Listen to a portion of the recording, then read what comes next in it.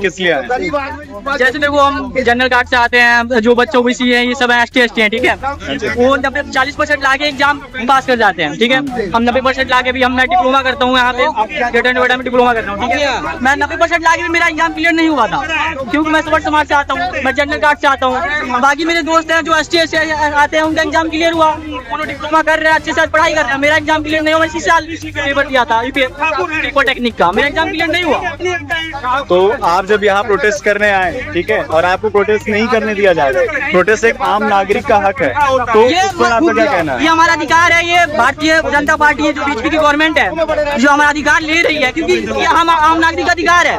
Protest करना, CDP यहाँ पे आई, उनको अधिकार दिया गया, हमें क्यों नहीं दिया जा रहा? हम इस देश के नागरिक नहीं है क्या? हम भारत के नागरिक, समाज भी भारत का नागरिक है, जनरल समाज से होने हर व्यक्ति भारत का नागरिक है, हमें भी अधिकार देना चाहिए। भारतीय जनता पार्टी को सोचना चाहिए, हमें भी अधिकार चाहिए, हम भी प्रोटेस्ट करें, क्योंकि हम इस देश के नागरिक हैं। आप क्या उन लोगों से अपील करना चाह रहे हैं जो यहाँ पर दिल्ली में रह रहे हैं?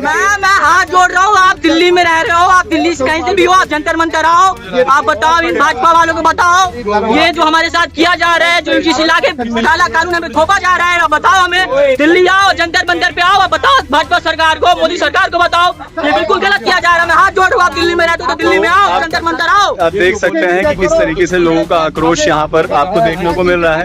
इसका मेन मुद्दा ये है, ठीक है, कि ये जो जंतर मंतर पर प्रोटेस्ट हो रहा है, इसको होने क्यों नहीं दिया जा रहा है? तो CJP को परमिशन मिली, तो इस रिजर्वेशन हटाओ आंदोलन को प्रोटेस्ट के लिए क्यों परमिशन नहीं मिल रही है? ठीक है। तो दूसरी चीज, उन लोगों से लोगों का निवेदन है कि अगर लोग राजस्थान से पैदल मार्च करके जंतर मंतर पर प्रोटेस्ट के लिए आ सकते हैं, क्या ये आपकी जिम्मेदारी नहीं है? क्या ये आपका हक नहीं है? क्या आरक्षण से आपके बच्चों को, आपके परिवार को अब तक कोई समस्या नहीं हुई या फिर भविष्य में कोई समस्या नहीं होगी?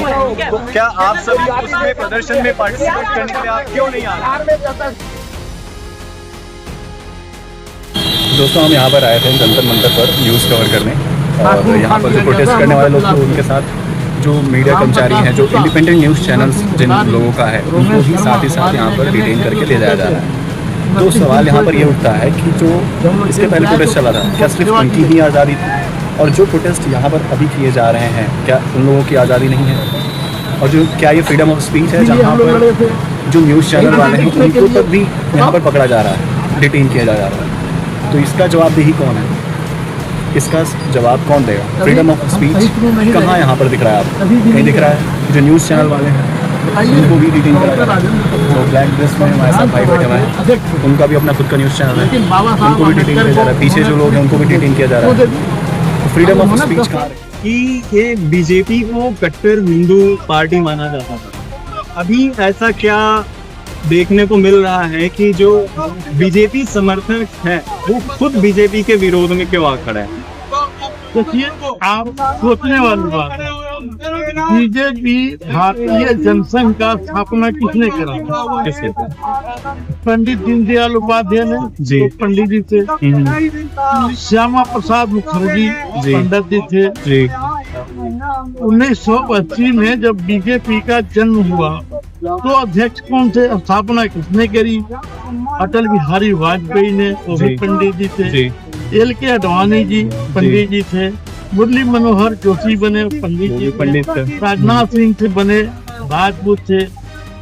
एक बंगारू लक्ष्मण को मौका मिला, 1 करोड़ रुपया घूस लेते पकड़ा गया, बीजेपी के सारा मटिया महल कर दिया।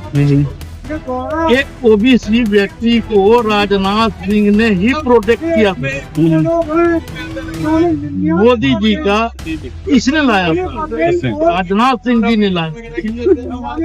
राजनाथ सिंह ही प्रधानमंत्री फिर प्रोजेक्ट किए थे। राजनाथ सिंह राष्ट्रीय अध्यक्ष किसी और को तो नहीं बना है, बिल्कुल वो प्रधानमंत्री बन गए, गलत बात है। तो आपको ऐसा नहीं लग रहा है कि अब बीजेपी ने हमारे साथ होगा? बीजेपी ने जो सवर्ण समाज है अब इसको अन्यथा ले रखा है कि ये तो हमें ही वोट करेंगे, क्योंकि कांग्रेस तो कुछ काम की है नहीं। है एक ऐसा समाज का जहाँ सवर्ण समाज का खुद का एक पार्टी होना चाहिए और खुद के लोग होने चाहिए जो उनके मुद्दों को खुलकर सामने उठाएं, बिना सेकुलरिज्म के चक्कर में पड़े, बिना वोट बैंक के लालच में पड़े, है ना? अब देखो ना, कितने सांसद सवर्ण वो बोल नहीं रहे हैं, बीजेपी में कितने सांसद प्रवर ने बोल नहीं रहे। बिहार के अंदर 72 सवर्ण विधायक हैं, 72 33 राजपूत हैं फोन लिए हुए हैं एनडीए के अंदर, 33 राजपूत हैं और 28 वो भूमिहार हैं, 26 वो पंडित जी हैं, बाकी और भी बलिया हैं, गैस हैं, सब सवर्ण 72 को हैं। फिर भी उनकी क्या है, तो ये सत्ता का लोभ है जिस ये वजह से सत्ता के लोग से लगे हुए हैं।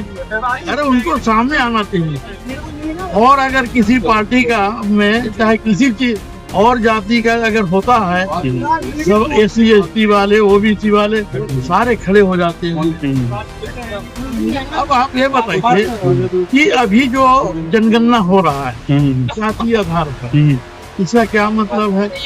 अगर हमने हरिजन को हरिजन बोल दिया तो बोलेगा जाति सूचक हो गया जी, ये गलत है। राजपूत तो राजपूत ना बोलो, पंडित तो पंडित ना बोलो।